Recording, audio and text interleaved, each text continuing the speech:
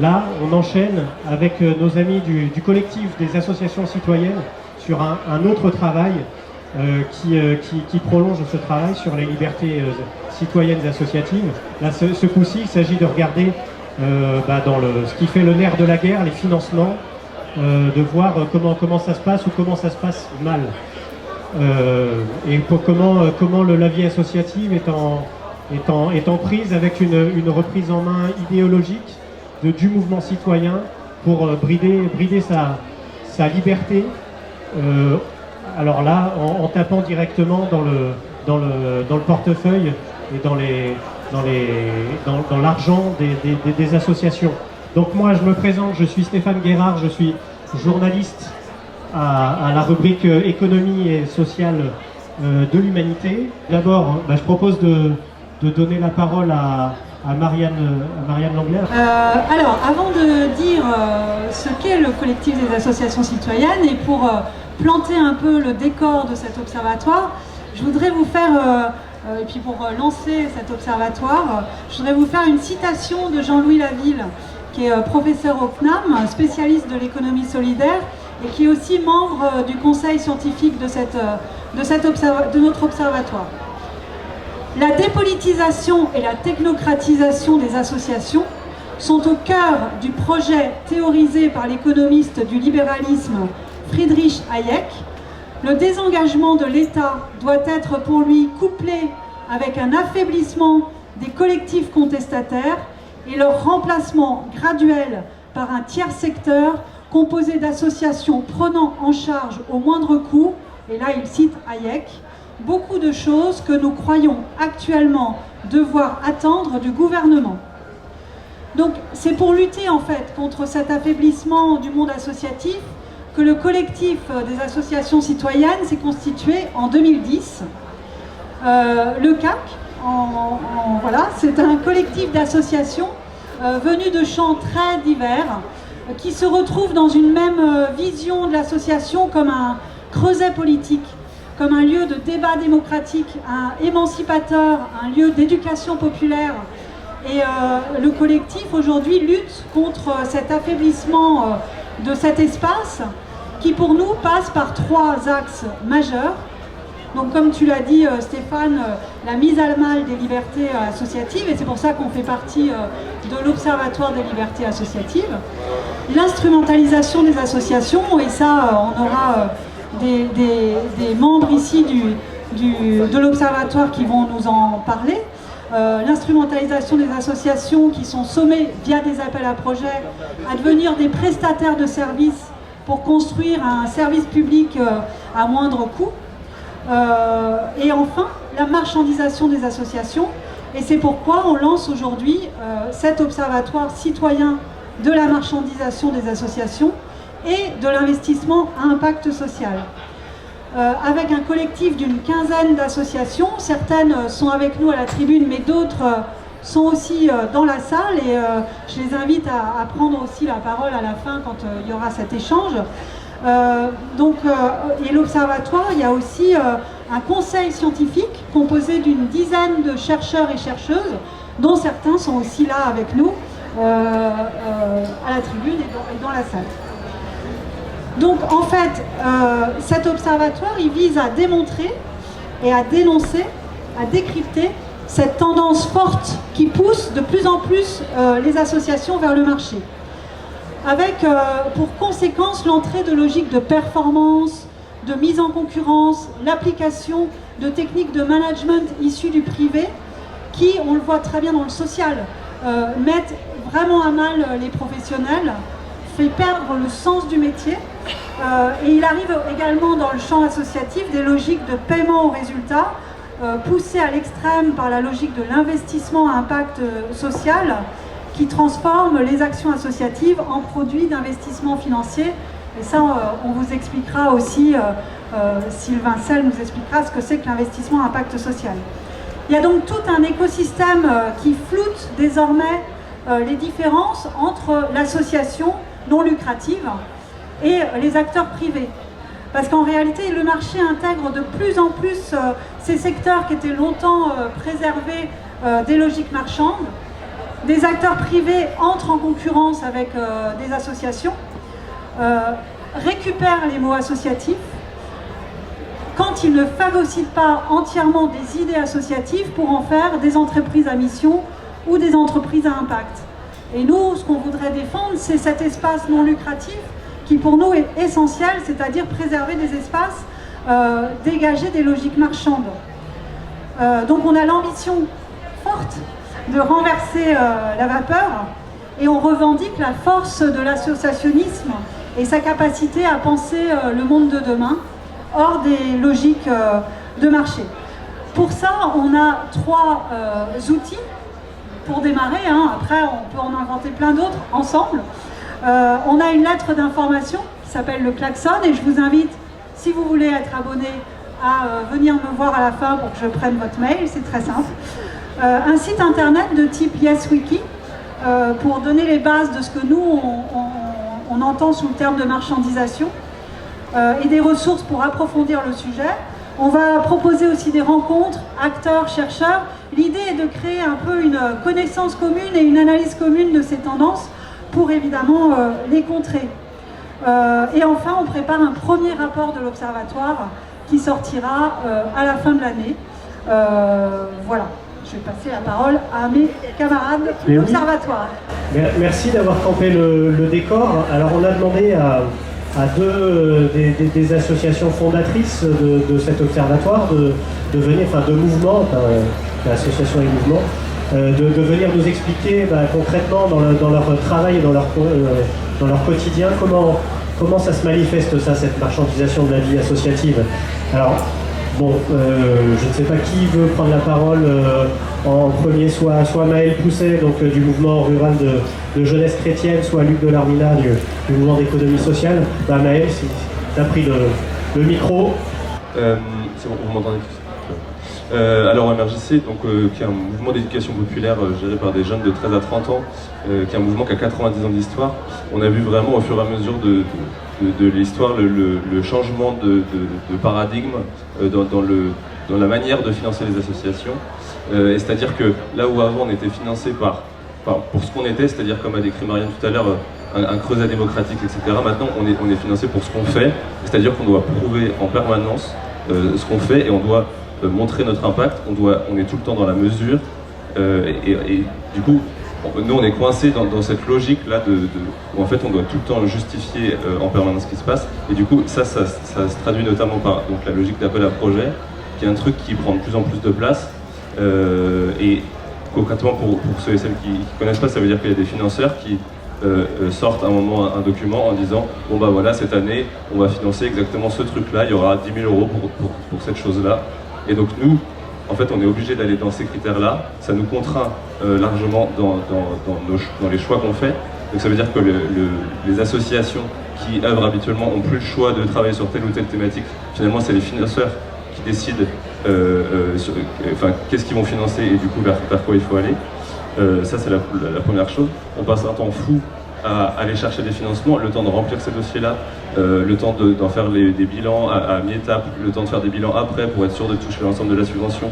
On passe un temps fou. On embauche des gens exprès dans ce travail-là, c'est ce qu'on appelle le fundraising. On est obligé d'employer des fundraisers pour qui le travail c'est de trouver de l'argent. Aussi parce que, et notamment dans un mouvement de jeunes comme le MRJC, on n'a pas les compétences techniques pour remplir ces dossiers qui sont hyper complexes, pour faire des budgets, pour faire des documents qui sont hyper compliqués. Et donc tout ça contraint. En plus de ça, les appels à projets, globalement c'est sur 6 mois, c'est sur 1 an et demi max. Et donc en fait, on a une suite comme ça, on lance une action, on trouve des jeunes, on monte un projet, machin, puis au bout de 6 mois, de toute façon il n'y a plus de financement, on sait, c'est fini. Donc on dit aux jeunes, bon bah merci d'avoir été là, super. C'était bien, et puis maintenant il faut trouver un autre projet avec d'autres jeunes, etc. On n'a plus cette projection dans le temps, on peut plus travailler à long terme, on n'est que sur une suite, une succession de projets à court terme, et ce truc-là pose vraiment problème pour les assos. Et le dernier truc que je voulais dire par rapport à ça, c'est aussi que les appels à projets, c'est une petite partie de l'association. Et il y a tout un tas de trucs qui, par exemple, au MRGC, on a une vie démocratique qui est importante, qui prend beaucoup de place parce que c'est aussi une manière de travailler l'émancipation. Aujourd'hui, personne ne finance la vie démocratique. Donc nos assemblées générales, par exemple, qui réunissent 150 jeunes de toute la France, pendant lesquelles pendant 5 jours on débat et tout ça, personne ne veut financer ça.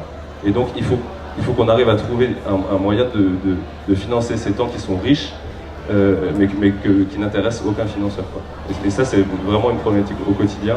Et on le voit de plus en plus, un épuisement de l'ensemble. Et notamment, c'est ce qu'on voit là, à l'Observatoire, les premières réunions qu'on a faites, un espèce de ras-le-bol général en fait, les gens arrêtent de s'engager parce que les obstacles sont trop importants pour continuer la lutte, quoi. Ça remet en question le projet même associatif. Le projet associatif même, ça bouscule jusqu'à la vocation première de l'association. C'est ça, et du coup on devient un espèce de prestataire finalement des financeurs en disant qui arrose de temps en temps en disant on va bosser sur ça, et nous on est là pour répondre à la commande. Et ce qu'on disait tout à l'heure aussi sur dans les appels à projets, il y a aussi des entreprises à des moments qui sont en concurrence directe avec nous. Ça veut dire que pour le même projet, donc non seulement les associations sont en concurrence entre elles, il n'y en a qu'une qui va décrocher le marché et toutes les autres, c'est tant pis pour elles. Et en plus de ça, des fois, c'est des entreprises qui décrochent le marché, des startups, etc., qui eux, en plus, ont largement les compétences, qui sortent d'écoles de commerce avec des compétences que, évidemment, nous, on n'a pas parce que c'est pas du tout notre formation, on n'est pas là pour ça. Et du coup, on se fait aussi déborder à ce moment-là par le monde de l'entreprise. Et c'est pour ça la marchandisation du monde associatif, on la voit vraiment ici, quoi.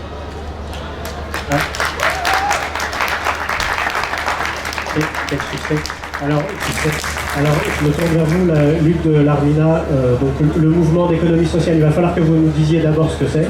Et puis après, est-ce que vous pouvez nous dire en quoi cette dynamique de la marchandisation de la vie associative remet en question le projet même des associations? Est-ce que la nature même des associations, est-ce que vous l'avez ressenti du haut du mouvement d'économie sociale? Bonjour. En fait, c'est le mouvement pour l'économie solidaire. C'est une petite nuance, mais bon, ça s'appelle comme ça. Le mouvement pour l'économie solidaire qui réunit en fait énormément. C'est un petit réseau qui réunit énormément d'autres réseaux, type les crèches parentales, un certain nombre d'AMAP, des régies de quartier. Des structures liées à la culture. Voilà, donc c'est plutôt des initiatives de l'économie solidaire qui sont réunies à travers ces réseaux régionaux. C'est une imbrication de réseaux. Et au sein de ce réseau, moi je connais plus la culture, on va dire. Donc je rappellerai juste comment ça s'opère en fait dans la culture, cette marchandisation. Bon, déjà dire que on est quand même dans un contexte. Un contexte dans le secteur culturel de concentration quand même gigantesque, que ça soit dans la musique, dans l'édition, dans les médias, les GAFA. Bon, voilà, on est dans un phénomène quand même qui est mondial et qui est vraiment un phénomène de concentration énorme. Dans le service public, on le sait aussi, ça a été rappelé tout à l'heure, on pousse toujours des institutions culturelles à faire plus de recettes marchandes, augmenter les prix, alors faire du mécénat. Bon, le mécénat en même temps ça me fait toujours un peu rire parce que finalement le mécénat c'est des impôts en moins puisque l'entreprise qui donne peut défalquer jusqu'à plus des 2/3 de ce qu'elle donne en impôts. Donc finalement au bout du compte c'est quand même de l'argent de l'État.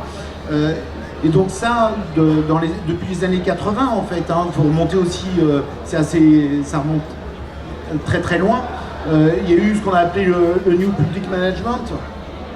Déjà rien que le nom en anglais et tout, c'est déjà tout un programme, mais qui a contraint les relations partenariales entre les associations et la puissance publique vers des... Alors nous, ce qu'on remarque au-delà des marchés publics, c'est... nous on fait une enquête sur le secteur culturel associatif employeur tous les 10 ans. Et donc, tous les 10 ans, du coup, ça permet de mesurer vraiment sur un temps long ce qui s'est passé. Et c'est assez impressionnant, c'est-à-dire que le mode de contractualisation, j'allais dire naturel et classique, entre la puissance publique et des associations, ça va être la subvention.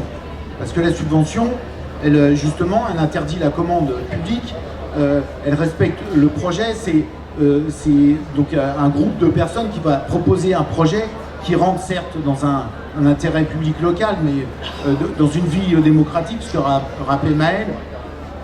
Donc c'est le mode naturel de partenariat, de co-construction. Et depuis 10 ans, nous on étudie les budgets, c'est des enquêtes socio-économiques sur ces associations. On est passé il y a 10 ans, on était à 50% de subvention. Là, on est à, je sais pas, un peu plus de 30%, 35%. Et avec des recettes marchandes qui augmentent de plus en plus. Donc on a des appels d'offres et des choses tout à fait déguisées, type maintenant les appels à projets. Donc les appels à projets, le mode de contractualisation sera toujours la subvention, mais la démarche est complètement différente. C'est la puissance publique qui finalement, c'est un appel d'offres déguisé pour moi, c'est du marché public déguisé, tout comme les appels à manifestation d'intérêt, qui est une autre forme un autre mode de contractualisation de subvention, mais qui passe par un appel d'offres néanmoins, quoi. Donc ça, depuis 10 ans, alors dans le secteur social, c'est considérable, hein, dans le secteur social, c'est près de 70% maintenant de la part budgétaire où on voit apparaître des marchés publics. Dans le secteur culturel, un peu moins, mais néanmoins, voilà ce qu'on mesure. Donc les conséquences, c'est simple, hein, c'est plus du tout le même projet. Entre un projet marchand et un projet non marchand, la différence est énorme. On mène pas du tout les mêmes projets, on s'adresse pas du tout aux mêmes personnes, et on phagocyte les projets associatifs en fonction des politiques publiques locales, mais on les phagocyte. Donc c'est une perte de liberté, c'est une perte de démocratie. Et alors bien sûr que c'est le secteur associatif, c'est une niche pour le capitalisme. Partout où on va pouvoir trouver de l'argent, on essaye. Donc bien sûr que c'est dans cet objectif-là, mais aussi c'est dans l'objectif qu'évoquait Marianne, aussi pour faire avancer ce capitalisme comme ça qui va dévorer, on a besoin de moins de démocratie. En fait, c'est assez simple. Et donc le monde associatif, c'est le monde de la démocratie. Et donc à partir de là, on essaye de le phagocyter pour éteindre ça. Donc voilà, c'est des conséquences qui sont en fait relativement graves. Après, on parlera peut-être de ce qui peut être positif, parce que là, on parle il y a énormément de diversité dans le monde associatif. Donc là, on parle d'un petit bout des associations. Il y a des associations militantes, très citoyennes, qui font beaucoup appel à la réciprocité, hein, donc avec des ressources non monétaires. Et donc celles-là, elles ne sont pas, j'allais dire, prêtes à être complètement marchandisées. Hein, donc il y a de l'espoir. Mais est-ce que ça empêche l'envie de faire association ? Oui et non, c'est-à-dire de faire association qui va rentrer en relation avec la puissance publique et essayer de travailler des politiques publiques en co-construction, on va dire. Oui, ça c'est compliqué, parce qu'on peut avoir aussi un phénomène, par exemple pour les plus jeunes, de revenir à des choses beaucoup plus alternatives et beaucoup plus en retrait, quoi. C'est-à-dire sans discussion, sans débat avec la puissance publique. Ce qui, pour nous, par exemple, est le propre de notre action, c'est de rentrer en discussion avec la puissance publique. C'est pas d'être à côté. Mais, donc oui, il peut y avoir ça. Après, dans les chiffres, en fait, il y avait, juste sur la culture encore, il y avait 250 000 associations culturelles il y a 10 ans. Il y en a 350 000 maintenant. Sur ces 350 000, il y en a 40 000 qui sont employeuses. C'est celles dont je parle, en fait. Donc voilà, il en reste quand même 300 000. Donc non, en fait, c'est ça qui est paradoxal, c'est que en même temps qu'il y a ce rouleau compresseur libéral, il y a quand même je dirais une grande dynamique aussi d'émancipation des citoyens, des citoyennes, qui passe peut-être par d'autres expressions que ce qu'on avait l'habitude de connaître avant, avec les gros mouvements d'éducation populaire qui ont été à chaque fois laminés un petit peu plus sous l'effet de cette marchandisation, entre autres. Mais du coup, on voit apparaître aussi énormément de dynamique associative. C'est justement ça qui permet de garder l'espoir. La vie associative s'adapte, au final, pour contourner le... Oui, il y a des formes d'émancipation qui prennent place aussi dans d'autres dans d'autres endroits, quoi. Que ce soit les AMAP, les crèches parentales, il y a plein d'espaces qui naissent aussi, donc il faut qu'il faut regarder, parce que c'est des initiatives qui justement amènent de l'espoir, parce que c'est des espaces d'émancipation énormes et qui, à mon avis, sont pas prêts à être complètement marchandisés. Voilà. Elles ont quand même pour l'instant plus de liberté que nous, ce qu'on peut avoir. Souvent dans la culture, on est un peu plus institutionnel aussi, et on fait plus appel, entre autres, à la puissance publique.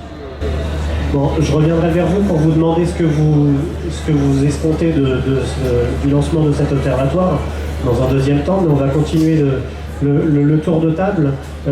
Adressons-nous à un chercheur qui a bien regardé ces évolutions-là. Donc Sylvain Selle, je le rappelle, vous êtes socio-économiste à la chaire de l'économie sociale et solidaire de Lyon 2. Alors, il y a un vocable qui prend de plus en plus de place dans la vie associative, c'est l'impact social, et on y accole l'investissement à impact social. Est-ce que vous pouvez nous décoder chacun de ces mots et les réalités qu'il y a derrière? Bonjour à toutes et à tous. Et en effet, l'impact social résume en quelque sorte un certain nombre de processus qui viennent d'être présentés ici.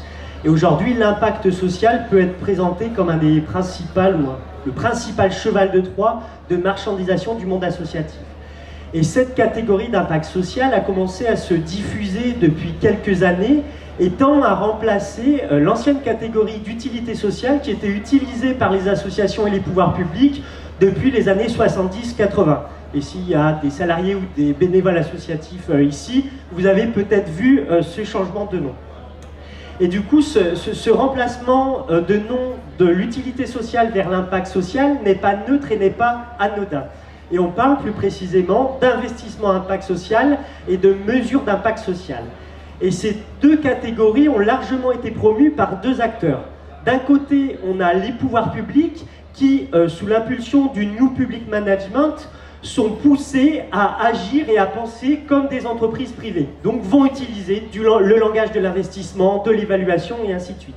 Et de l'autre côté, on a des acteurs financiers, notamment des banques et des fonds de pension, qui cherchent aujourd'hui à réorienter leurs investissements et tout leur fric vers le social. C'est devenu un nouveau secteur lucratif.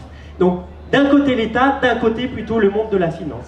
Et donc ces deux acteurs promeuvent largement l'investissement impact social et la mesure d'impact social. Donc qu'est-ce que l'investissement impact social? Pour reprendre leurs termes, c'est un investissement qui allie explicitement retour social et retour financier sur investissement. Qu'est-ce que ça veut dire concrètement? On peut prendre un exemple assez emblématique qui sont les contrats impact sociaux. Et dans ce type de dispositif, vous avez les pouvoirs publics, une collectivité territoriale, un État, qui vont faire appel à des investisseurs privés, comme des banques, pour financer des programmes, des politiques sociales. Des politiques sociales qui vont être principalement mises en œuvre par les associations. Et par exemple, on peut prendre un programme de lutte contre le chômage de longue durée. Et ces associations, dans le cadre de ce programme, vont se voir fixer des objectifs mesurables. Par exemple, atteindre un taux de retour à l'emploi de 80%. Et si les objectifs de 80% sont atteints, par exemple au bout de 3 ans, les pouvoirs publics vont rembourser l'ensemble de la politique publique auprès des financeurs privés. Par exemple, le programme coûte 1 million, ils vont rembourser 1 million d'euros à la banque qui a avancé cet argent. Et la banque reçoit aussi des intérêts de dessus. Par exemple, aujourd'hui, on est sur 5-10%, donc 5% d'intérêt en 3 ans, la banque va recevoir en plus 150 000 euros. Alors, c'est assez choquant et on peut se demander, mais pourquoi les pouvoirs publics rajoutent cet intermédiaire qui a priori sert à rien? Avant, les pouvoirs publics finançaient directement les politiques sociales, maintenant il y a un intermédiaire qui se met au milieu. Et donc l'argument qui est avancé, c'est que les pouvoirs publics n'ont plus d'argent, donc ils font appel à des investisseurs privés, et il y a un risque de financer des nouveaux programmes qui seraient innovants. Et le risque, ça serait qu'ils n'atteignent pas leurs résultats. Et du coup, pour prendre en charge ce risque, on fait appel à des investisseurs financiers. Et l'argument, c'est si les résultats ne sont pas atteints, par exemple tant de personnes qui ont retrouvé leur emploi, on ne rembourse pas complètement les investisseurs et on ne leur donne pas des taux d'intérêt. Dans la réalité, depuis 5-6 ans, ce qu'on observe, c'est que dans tous ces programmes, les investisseurs sont toujours remboursés et ont toujours des taux d'intérêt de 5 à 10%. Aujourd'hui, il vaut mieux investir dans des associations que dans n'importe quelle PME. Voilà un peu le contexte. Et dans ce type de dispositif d'investissement impact social, la mesure à impact social est essentielle parce que c'est elle qui déclenche le remboursement et qui détermine le taux d'intérêt. Et c'est là qu'on va venir à l'impact social, à la mesure d'impact social rapidement.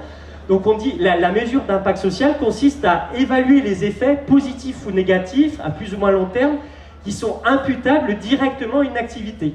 Et là, à une activité qu'on a financée.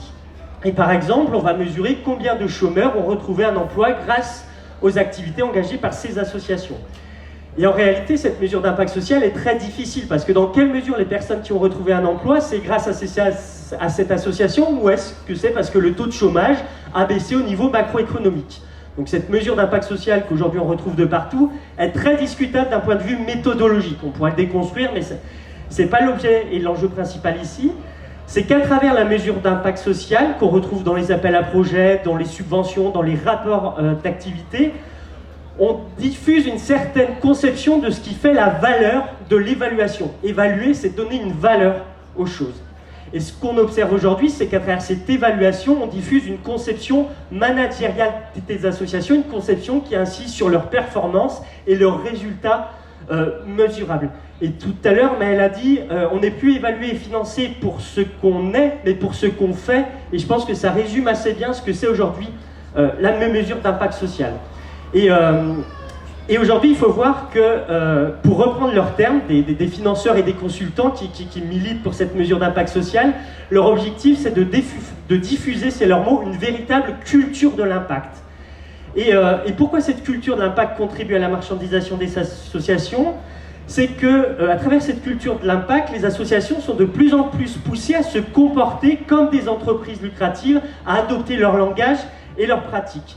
Et tandis que les entreprises lucratives peuvent aussi aujourd'hui prétendre avoir un impact social et donc faire l'objet de financement dans le cadre de politiques sociales et ainsi de suite.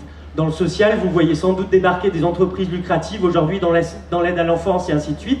Et donc aujourd'hui, alors que l'utilité sociale traçait une frontière très nette entre lucrativité et non-lucrativité, aujourd'hui cette frontière tend à disparaître. Et pourquoi ces frontières de plus en plus poreuses en fait sont au cœur d'une logique qui est au cœur du capitalisme, qui est l'extension des logiques de marché et de profit à des espaces, à des secteurs qui jusqu'alors échappaient à ces logiques de profit. Donc on a ça dans le monde associatif, on a ça dans le social, la santé et ainsi de suite. Bon, pour conclure, mon propos est peut-être un peu déprimant et c'est pour ça aussi qu'on crée cet observatoire, c'est qu'il faut se mobiliser activement dessus.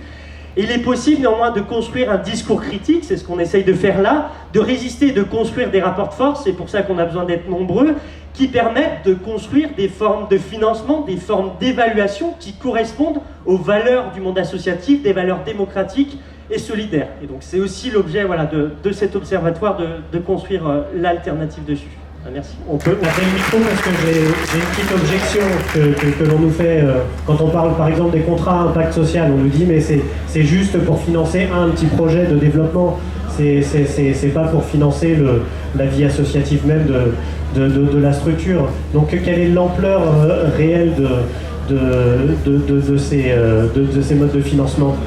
Alors en effet, les contrats à impact sociaux sont que la pointe émergente, je sais plus, de l'iceberg de l'investissement impact social. En fait, l'investissement impact social, aujourd'hui, c'est passer d'une logique de moyens à une logique de résultats et d'investissement. Et ça se retrouve dans les appels à projets, dont on a parlé tout à l'heure, mais aujourd'hui, de plus en plus, quand on fait une demande de subvention, les logiques même, quand on demande de remplir un dossier de subvention, on se rend compte que tout ce qu'on nous demande, en fait, on transforme ces logiques-là. Et du coup, l'investissement impact social est beaucoup plus large et le contrat impact social permet de résumer la logique à l'œuvre, mais en quelque sorte, on retrouve ça de partout. Et aujourd'hui, les associations font des rapports d'activité, on voit qu'elles utilisent le langage de l'impact social et ainsi de suite. Et ça contribue à diffuser, infuser ces pratiques. C'est un changement culturel en fait. C'est ça, culturel et qui a des effets. Si je peux juste rajouter, c'est effectivement un changement idéologique parce que concrètement, la mesure d'impact social, ça ne fonctionne pas du tout. Et concrètement, les contrats impact social, ça ne marche pas bien. Pour l'instant, il n'y en a qu'un qui a abouti en France. porté par l'association qui s'appelle ADI, qui fait du microcrédit, donc qui était déjà un peu dans ces logiques-là. Mais en fait, ça marche pas bien. Donc c'est vraiment un tournant idéologique et pas vraiment, enfin concrètement, ça impacte énormément, on peut le dire, les associations dans leur ensemble, dans ce qu'on leur demande, mais l'investissement à impact social, ça fait rien concrètement sur le terrain, quoi. Alors, maintenant... En termes d'impact positif. Ouais. Mais Fleur Bertrand Montambeau, maintenant le micro est à vous. Est-ce que la maison commune de la décroissance doit elle aussi prouver son efficacité, ou alors quels sont les chemins que vous avez trouvés pour échapper à tout ça? Non, nous on est épargnés parce qu'on n'a pas de salariés, parce qu'on a une association militante, et en fait ce qui nous intéresse, c'est Sylvain et Marianne ont fait vraiment le lien avec ce que je voulais dire. Ce qui nous intéresse, c'est de s'attaquer à la marchandisation en tant qu'idéologie, et donc en particulier dans le monde associatif, mais de manière générale. En fait, ce qui nous intéresse, c'est de décrypter la marchandisation du monde, et un des symptômes est effectivement la marchandisation du monde associatif, qui ne l'était pas jusque-là. Je ne vais pas redire exactement voilà, ce que c'est la marchandisation. Sylvain et Marianne l'ont vraiment bien décrite, mais c'est effectivement ce processus d'extension du domaine du capitalisme et de la logique de croissance à non seulement l'économie, non seulement ils ont colonisé l'économie, mais ensuite c'est cette extension au domaine des activités sociales, de la vie de la société. Et c'est ce qui nous pose problème et ce que nous devons, je pense, vraiment en tant que monde associatif dénoncer. Et le premier à avoir,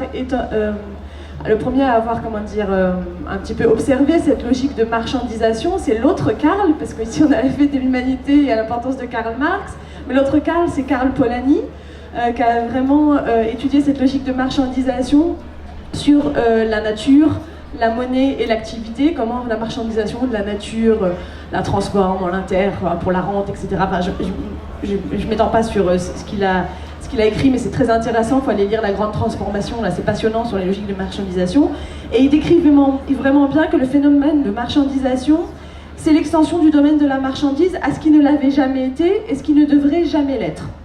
Et en fait, quand il y a cette extension du domaine de la marchandisation, on ne vit plus seulement dans un monde où il y a une économie et où il y a des marchandises, on vit dans un monde, une société marchandisée.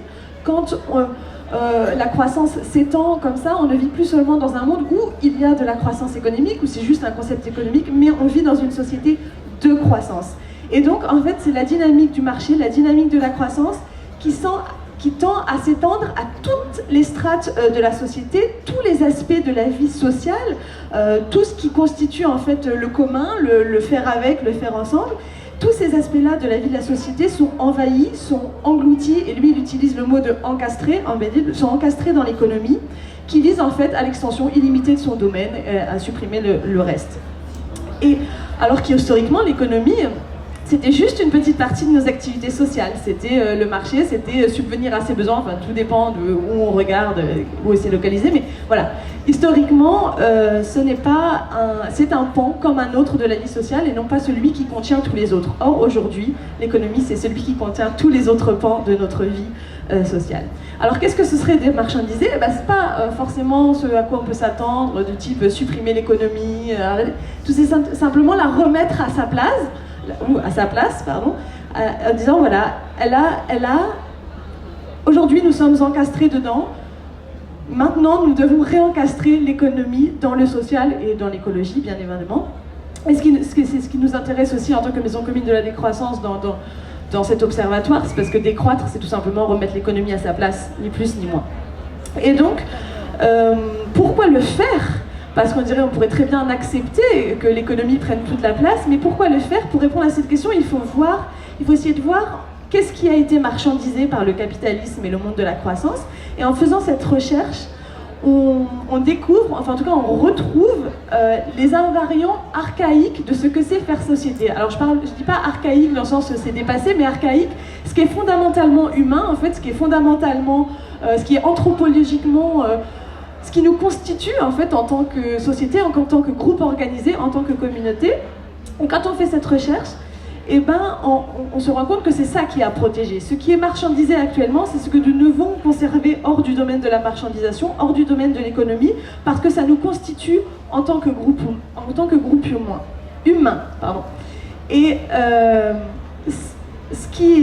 ces activités-là, ce ne sont pas les activités productives, ce sont les activités de reproduction sociale. Je ne sais pas s'il y a des gens qui lisent les écoféministes, mais ces activités-là, ce sont vraiment ces activités sur lesquelles le monde dans lequel nous vivons repose et qu'en même temps, il contribue à saper par son développement. Le capitalisme repose sur ces activités de reproduction sociale, ne pourrait pas exister sans elles, mais en même temps, en se développant, il contribue à les détruire et à saper les conditions mêmes de son existence. Ces activités de reproduction sociale, si je vais les rendre un petit peu plus concrètes, eh bien, c'est toutes les activités de lien social, de care, de soins des aînés, de soins des générations futures, de soins de la nature. C'est les activités domestiques, cuisiner, se reposer, nettoyer, etc. Tout ce qui permet en fait à la vie de se reproduire. C'est tout ce qui relève aussi des rituels, de l'éducation, des palabres, des échanges, de comment on s'organise. On en parlait de la disparition de la vie démocratique, de comment on s'organise ensemble au sein de la vie de la cité, l'organisation sociale. Tout ce pan-là, en fait, des activités de reproduction sociale, c'est ce qui fait notre infrastructure. C'est l'infrastructure de la vie en commun. Et c'est ce qui est en train de supprimer, ce qui est en train de miter, d'être complètement mité par l'extension du domaine de l'économie et de la croissance. Or, je pense que le monde associatif est particulièrement un monde où ces activités de reproduction sociale sont prééminentes. Je pense même que le monde associatif existe parce qu'il permet de reproduire et de conserver ces activités de reproduction sociale. Et donc, qu'effectivement, c'est à ce titre-là que nous devons combattre l'extension de la marchandisation au secteur associatif. Et je finirai là-dessus, et je pense que du coup, ça ne peut que se faire si le monde associatif accepte de se repolitiser, pas au sens partisan du terme, et pas au sens, moi je vois que tu fais ça, pas au sens partisan du terme, mais au sens de vraiment, de se donner un objectif, un horizon politique global, qui est celui, eh bien, de ne pas se faire rattraper par la sphère productive, mais de défendre sa spécificité en tant que sphère non productive, en tant que sphère de la reproduction sociale et de la défense de ce qui compte vraiment, en fait, de ce qui fait sens pour être ensemble, pour faire de ce qui nous est commun, en fait. Et donc, c'est là-dessus que je finirai. Je dirais que même en étant très politique, on pourrait du coup s'appeler, peut-être plus que l'observatoire de la marchandisation, l'observatoire pour la démarchandisation de la vie associative, parce qu'il faut qu'on affirme ce projet et cet horizon politique. Voilà. On note cette très bonne idée. Donc, mais l'heure avançant, nous n'avons plus que 10 minutes. Donc, j'enchaîne avec Pierre Smet, collectif 21. Vous avez entendu les réalités françaises. Est-ce que les réalités belges, comment elles résonnent, ces réalités françaises, avec ce que vous vivez en Belgique? Okay, bonjour à tous et à toutes. Je serais en fait quand même assez intéressé après, si dans le débat, je pense qu'il y a quand même pas mal d'associations françaises qui ont des liens avec des associations belges, notamment au niveau du nord de la France, mais même parfois j'entends des associations marseillaises, notamment au niveau des enfants ou des personnes âgées, qui demandent à des associations belges de s'en occuper. Et je pense que ce qui se passe là est aussi révélateur de certains enjeux, et notamment de certains enjeux économiques. Parce que quand même, on pourrait se demander pourquoi est-ce qu'un enfant autiste marseillais doit venir en Belgique. Est-ce que c'est parce que la Belgique a des techniques beaucoup plus développées? Or, ce n'est pas le cas. En fait, ce qu'il constate, c'est que le tissu associatif belge est construit autrement que le tissu associatif français, et du coup, parfois, ça a des résultats sur le terrain. Mais donc, ça veut dire aussi que beaucoup nous disent qu'en fait, plutôt l'État français, plutôt que de financer l'ouverture d'institutions, préfère payer la prise en charge en Belgique que de financer des financements en France. La Belgique fait la même chose. La Belgique loue des cellules à la Hollande. On a une surpopulation pénitentiaire, la Hollande a réussi à diminuer ses populations et on loue des cellules. Donc ça veut dire, c'est un peu pour ça que je suis venu aujourd'hui d'abord, vraiment en vous remerciant. Je pense que c'est intéressant de voir aussi ce qui se passe déjà entre les frontières au niveau associatif. Hein. Donc moi j'avais 3 petits points, je vais essayer de vraiment d'être le plus rapide possible, je m'excuse si parfois un petit peu trop rapide dans mon explication. Mais donc le premier point, c'est ça. Je pense que là, ces exemples que je vous donne de prise en charge, ce sont aussi des choses qui ne sont pas très publiques. Je pense qu'il y a beaucoup de choses qui sont encore du côté de l'invisible dans le secteur associatif, ou qui sont des choses qui sont plutôt cachées, dont on ne parle pas. Et véritablement, il y a un travail de mise au clair à faire. C'est pour ça que nous soutenons totalement le collectif 21, l'initiative du collectif et de l'Observatoire de la marchandisation, c'est qu'on mette les choses au clair, qu'on arrête qu'il y ait cette espèce d'économie visible comme d'économie invisible, comme la question du travail visible et du travail invisible. Donc ça, je pense que c'est vraiment un grand enjeu, y compris, je pense, au sein des associations même, de faire notamment un travail d'histoire, essayer de ne pas laisser passer le temps et d'essayer de formaliser. Et souvent, j'entends que le travail associatif, il est informalisable. Oui, il y a plein de choses qui ne vont passer que par du récit. Eh bien, si ça doit passer par du récit, faisons-le par du récit. Mais il s'agirait de faire attention à ce que l'associatif, ici, la loi en France, c'est 1901, c'est 100 ans. Nous, on s'est créé parce qu'en Belgique, c'était 1921, donc notre centenaire, c'était l'anniversaire. Le deuxième point sur lequel je voudrais venir, c'est cette question du management. Donc, effectivement, le management, il existe en Belgique, comme il existe en France. Et quand même, moi, je voudrais dire quand même qu'au sein même du secteur associatif, il y a plusieurs associations qui sont preneuses de cette question de l'appel à projet. Moi, je trouve que c'est une espèce d'appel aux alouettes.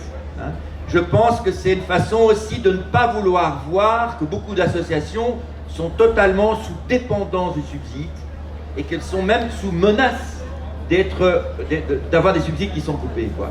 Je pense que là, il y a véritablement, je pense que ça fait partie notamment du travail de l'Observatoire des libertés associatives, que les associations ne soient plus dans ce lien de fragilité et de dépendance. Ça ne va pas, c'est pas admissible de travailler comme ça. Bon, ça c'est le deuxième point. Le troisième point, vous voyez, je vais vite. Le troisième point, qui est quand même un point qui n'est pas évident du tout, qui est cette question de l'Europe et du monde. Voilà. Pourquoi est-ce que ce point n'est pas évident du tout? Parce qu'en fait, on sent bien qu'une fois qu'on commence à rentrer dans ces niveaux-là, on rentre dans des niveaux d'abstraction et c'est pas du tout facile d'être concret. Or, sur le terrain, pour ceux qui travaillent par exemple dans le secteur santé, les directives ou les conseils de l'OMS, ils ont un impact. Vous, ici en France, moi je suis tout à fait scié de voir l'impact qu'a l'autre autorité de santé. Alors que ce ne sont que des recommandations. Donc là, il y a aussi des pratiques qui sont très très particulières. Donc je pense qu'il y a quelque chose je voudrais terminer là-dessus. Je pense que, là j'entendais dans les exposés précédents qu'on parlait du vivre ensemble, de la participation. Je pense que véritablement, il y a à être à ce niveau-là vraiment radical. C'est-à-dire que si on parle de participation, si on parle de rencontres conflictuelles, il faut aller jusqu'au bout. Je pense qu'il y a vraiment quelque chose à ne pas lâcher. Parce que de l'autre côté, ce qui nous attend, c'est l'extrémisme économique. C'est la radicalisation économique. Et ça, pour les associations, c'est la mise à mort. Voilà, je termine là-dessus. Le temps file. Est-ce qu'il y a je vais prendre une question dans la salle, mais extrêmement courte, si vous en avez, sinon, allez. Bonjour, voilà, je suis travailleur social. Je voulais juste demander, est-ce que le secteur associatif est victime ou maintenant il participe aussi? Parce que de plus en plus d'associations, parce que l'objet association est très flou. Il y a des associations maintenant, ils ont un chiffre d'affaires de 1 milliard, de 1,5 milliard comme le groupe SOS, la Croix-Rouge, etc. Est-ce qu'on peut considérer ces acteurs comme des associations? En même temps, je trouve que l'État a diminué le nombre de fonctionnaires et du coup on a de plus en plus d'associations et leurs dirigeants, ce sont des délinquants en col blanc. Je donne juste un exemple, l'association Equalis, que le Canard enchaîné a révélé le salaire de leurs dirigeants, plus les avantages en nature, qui roulent avec des voitures Q7, etc. En même temps, ces dirigeants en col blanc, des délinquants qui sont des délinquants en col blanc, ils sont toujours dans la nature. C'est-à-dire le traitement est toujours le même, comme avec la délinquance financière, etc., etc. Et du coup, moi, mes attentes de ce observatoire de la vie de l'association, c'est donner, c'est-à-dire faire une enquête sur certaines associations et dénoncer ces pratiques de manager, etc. Et d'ailleurs, le secteur associatif, il est en pleine crise. La preuve, c'est qu'il y a de plus en plus de services où ils ont des mal à recruter. Du coup, ce secteur, il a désenchanté plein de monde. Et voilà, et je crois qu'il y a beaucoup de sociologues. Il y a beaucoup de sociologues qui ont travaillé sur le sujet, comme Simon Cotamar, Mathieu Lili, etc., etc. Du coup, voilà. Vous avez tout à fait raison, monsieur, et effectivement, cet observatoire est là justement pour décrypter tout ça, parce qu'en fait, le groupe SES, il se présente même plus comme une association. Il se présente comme un entrepreneuriat social, et justement, ces modèles-là dénigrent l'association, parce que pour eux, l'association devient ringarde, dépassée, et c'est justement cet observatoire, il est là justement pour essayer de faire la part des choses, justement, et de se démarquer de ce monde de l'entrepreneuriat social, qui est justement avec toutes les notions d'investissement, impact, etc. Et tu voulais dire un mot? Non, mais juste pour dire que ce dont on parle, c'est aussi ce que décrit Pierre, c'est-à-dire c'est 15% des associations. Hein. C'est-à-dire qu'il y a 1 million d'associations, là on parle vraiment de celles finalement qui seront en capacité d'aller chercher des financements publics parce qu'elles ont une action d'intérêt général, ou etc., ou en tout cas qui le laissent à penser. Mais du coup, ce qui reste intéressant dans cet observatoire, c'est qu'on va montrer aussi la diversité de toutes ces initiatives, de toutes celles, comme ça a été rappelé, qui ont pas forcément de subventions publiques et qui sont, je veux dire, qui sont quand même dans un militantisme et dans un modèle économique qui est complètement différent du modèle du groupe SOS, sans le mettre de côté. Hein, mais je veux dire, il y a énormément d'autres associations, il y a une diversité qui justement qui nous permet de garder quand même de l'espoir, quoi.